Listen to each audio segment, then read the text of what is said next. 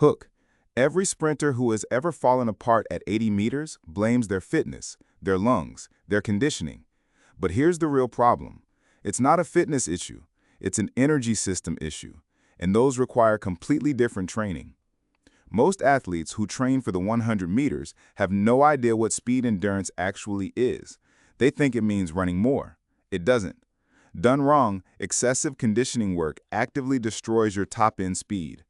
Let me explain what's actually happening at 80 meters and how to train it properly. Section: What's happening at 80 meters? The physiology.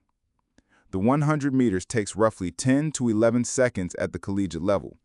Your primary energy system is the phosphocreatine system, immediate, explosive, and it runs out in about 6 to 8 seconds.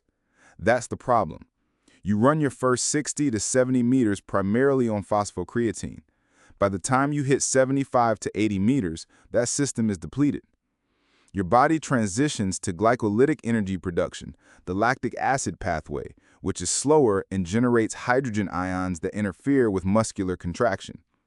The burn in your legs at 80 meters is acidosis from glycolytic work. It slows your stride rate, reduces force production, and makes your legs feel like concrete. The question is not, how do I build more aerobic fitness? The question is, how do I delay phosphocreatine depletion and improve my tolerance to glycolytic stress? Section: What speed endurance actually is. Speed endurance is not conditioning. It is not tempo runs. It is not a lot of volume at moderate effort. Speed endurance is the capacity to maintain near maximal sprint velocity under accumulated fatigue. You're training the glycolytic pathway to be more efficient and training the neuromuscular system to hold technical form when the energy systems are stressed. There are two distinct subqualities. Special Endurance 1, runs of 60 to 80 meters at 95 to 100% effort. Special Endurance 2, runs of 80 to 150 meters at 90 to 95% effort. Neither of these is easy jogging. Neither of these is threshold work. These are high-intensity, high-specificity efforts with complete recovery between them. Section: 3 workout structures used at the collegiate level. Structure 1, extensive speed endurance. 4 to 6 reps of 80 to 100 meters at 92 to 92% effort. Rest is 3 to 4 minutes between reps. This develops the capacity to run multiple near-maximal efforts without dramatic velocity drop-off. Use this in the preparatory phase. Structure 2, intensive speed endurance. 2 to 4 reps of 100 to 120 meters at 95 to 98% effort. Rest is 6 to 8 minutes between reps, or longer. This is specific to actual race demands. You're running at race speed with accumulating fatigue. This goes in the pre-competition phase. Structure 3, race pace repeat sets. 2 sets of 2 reps of 80 to 100 meters at full race pace. Rest 6 minutes within the set, 8 to 12 minutes between sets.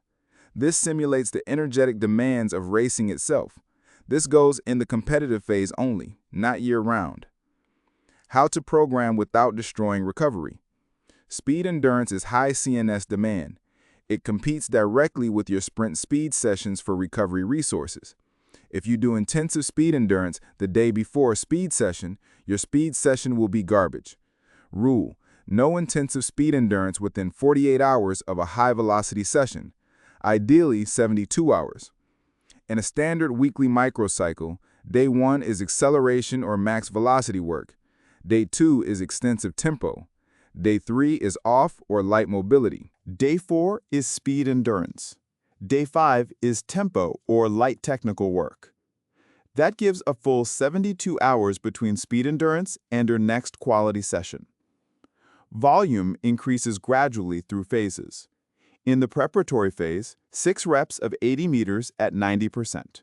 In the pre-competition phase, 2 to 3 reps of 100 to 120 at 95 to 98%. In competition phase, 1 to 2 reps maximum, maintenance only. Your races are your intensity. Section: the mental component. Speed endurance training also trains your ability to stay mechanically sound when your brain is screaming to slow down.